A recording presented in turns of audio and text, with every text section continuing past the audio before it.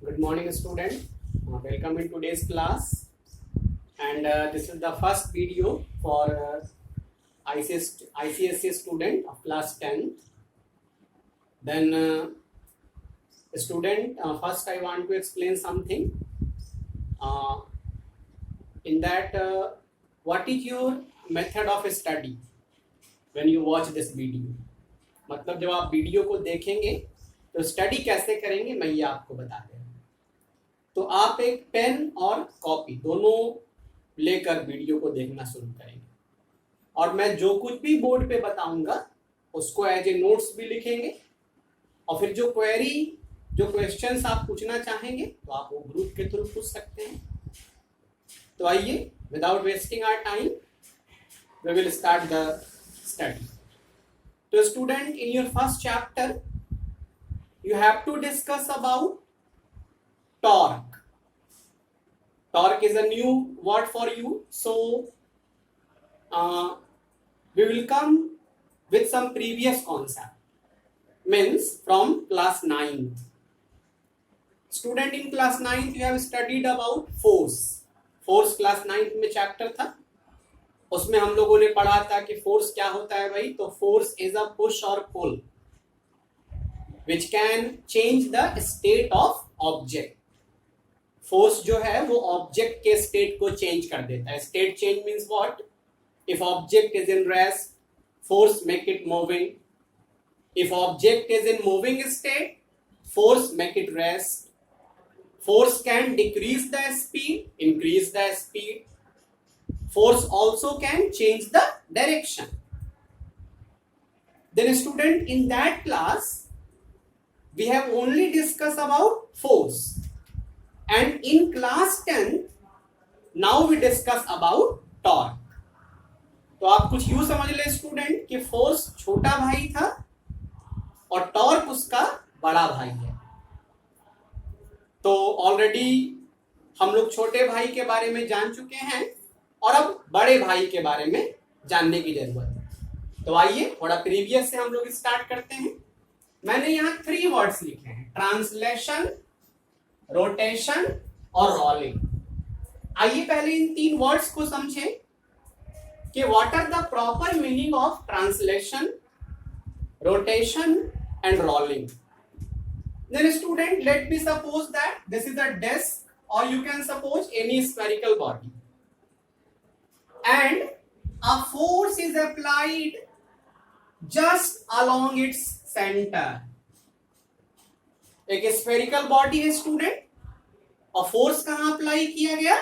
बिल्कुल along the center.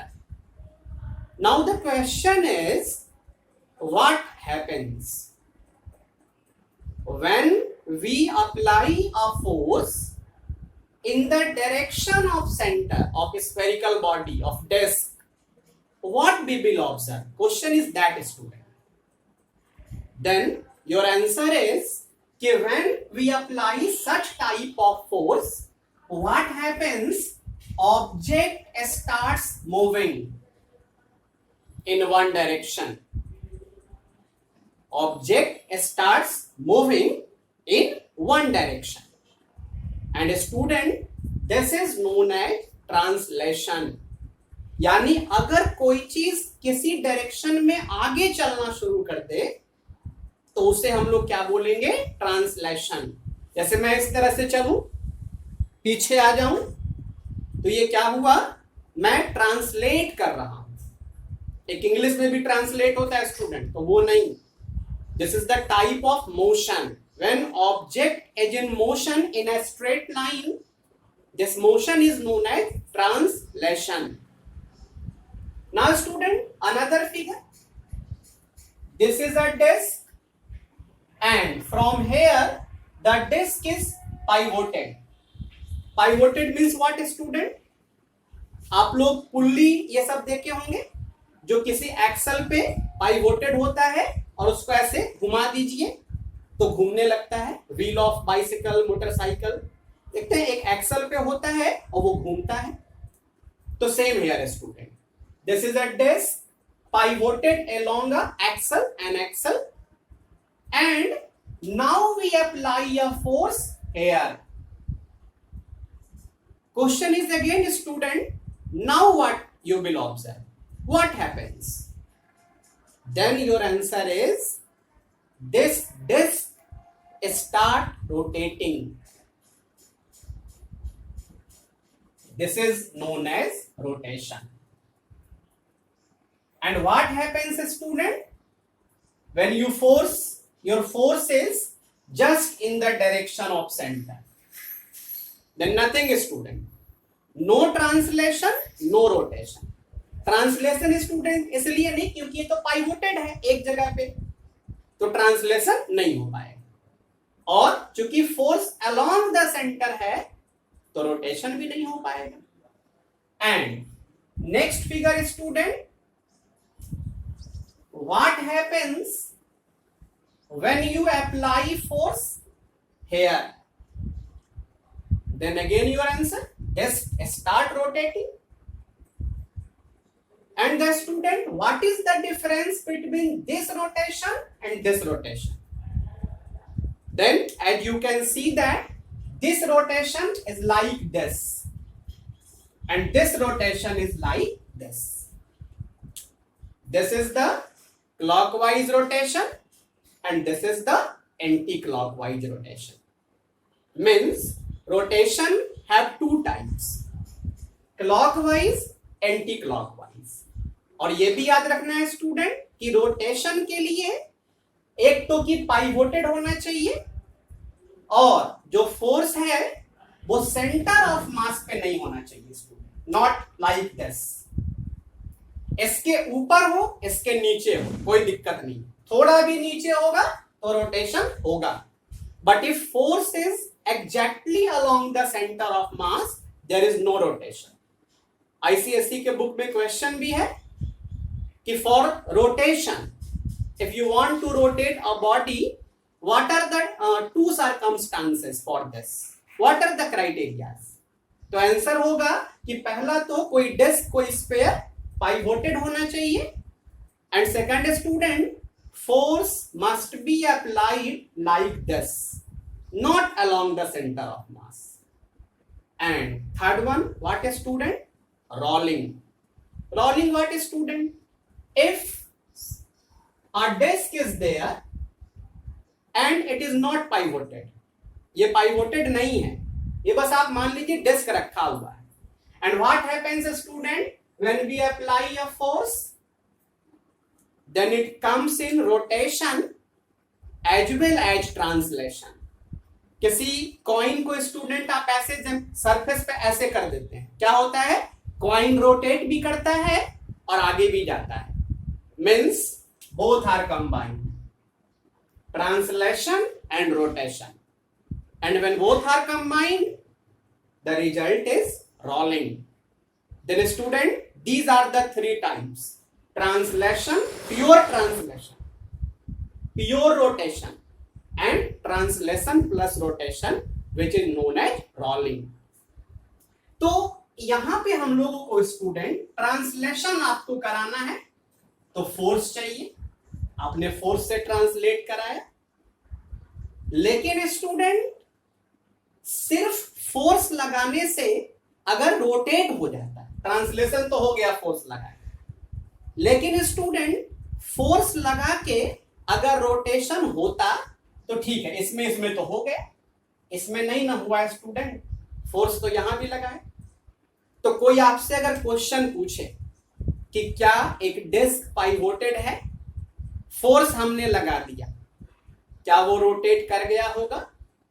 तो आपका आंसर होगा हो भी सकता है और नहीं भी।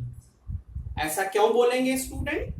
क्योंकि अगर वो agent force along the centre of मास लगाया होगा तब तो बॉडी नहीं रोटेट करेगी, और अगर ऊपर नीचे लगाया होगा तो रोटेट कर जाएगा। तो मैं ये समझाना चाह रहा हूं स्टूडेंट कि फोर्स सिर्फ बॉडी को रोटेट नहीं कर सकता है, उसके लिए फोर्स किस पोजीशन पे लग रहा है, किस पॉइंट पे लग रहा है, वो भी मैटर करता है। तो जब ये दोनों चीजें कंबाइंड होती है स्टूडेंट, तब ये नया वर्ड आता है टॉर्क। यानी किसी बॉडी को रोटेट कराने के लिए टॉर्क चाहिए। अब मैं आपको बताऊंगा कि टॉर्क क्या होता है, टॉर्क का कैलकुलेशन कैसे होता है, कैसे आप पहचानेंगे कि टॉर्क कहीं पे अप्लाई हो रहा है कि नहीं हो रहा है। तो आइए बढ़ते हैं हम लोग आगे टॉर्क की तरफ।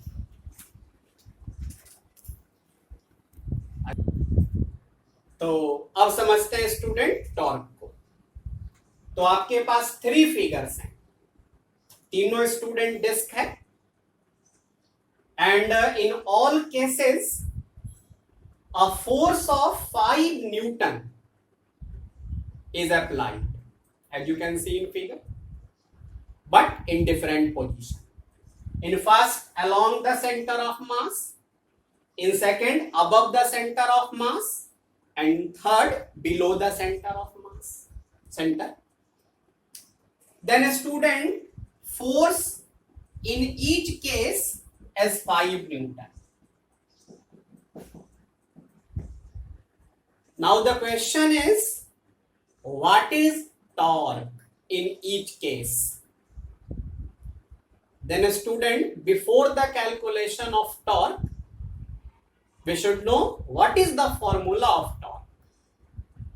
Then a student, the formula of torque is force.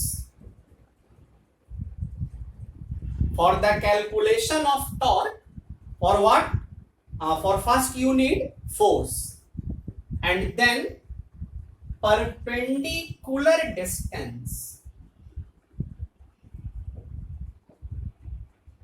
between line of action of force and given point. This is the most important formula, student, for your first chapter. Formula of torque. This is the symbol, student. Tau, not T. Tau. It represents torque. And what is the formula of torque? Force into perpendicular distance between line of action of force and given point.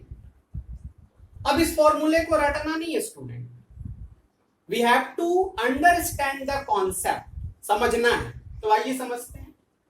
तो जब भी torque calculate करेंगे student, सबसे पहले point choose करेंगे।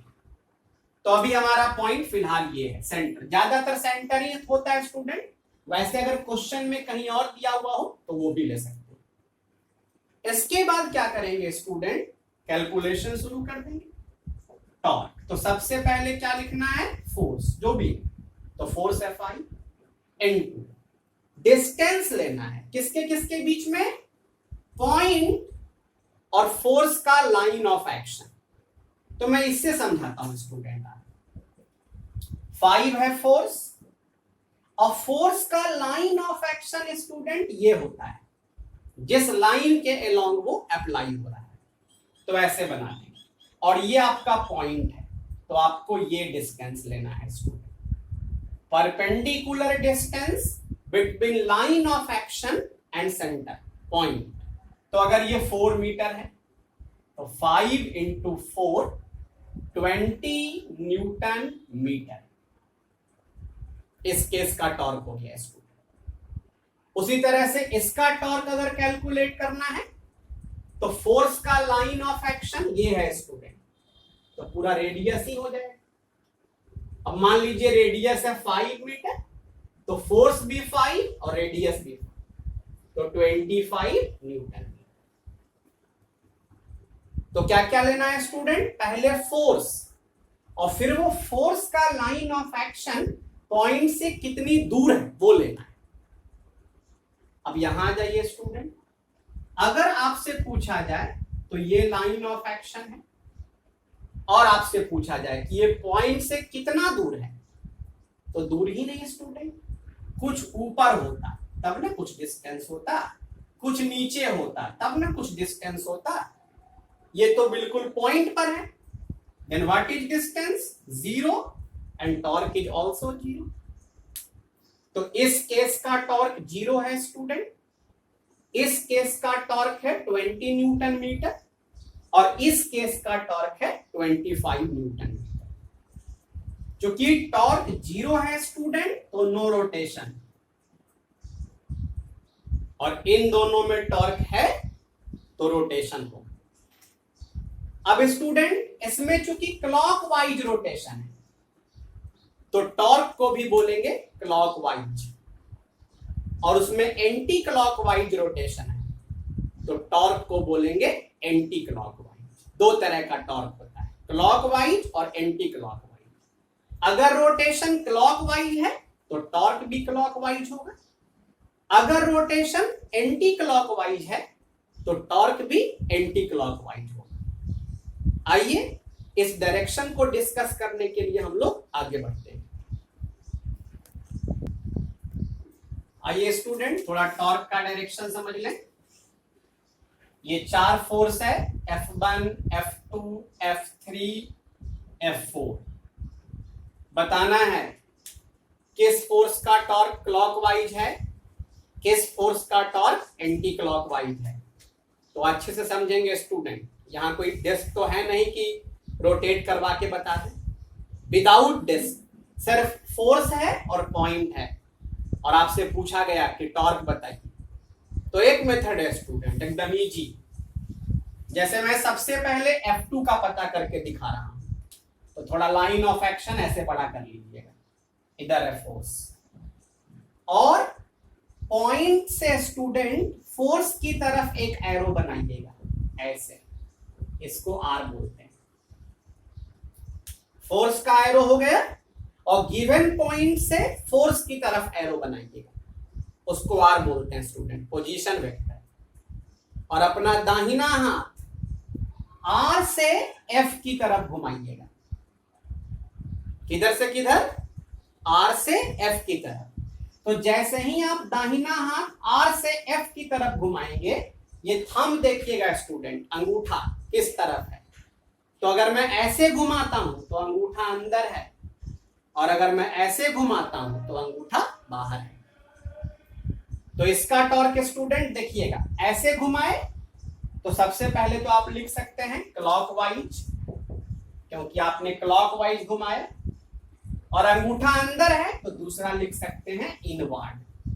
दोनों में से कोई लिख सकते हैं स्टूडेंट।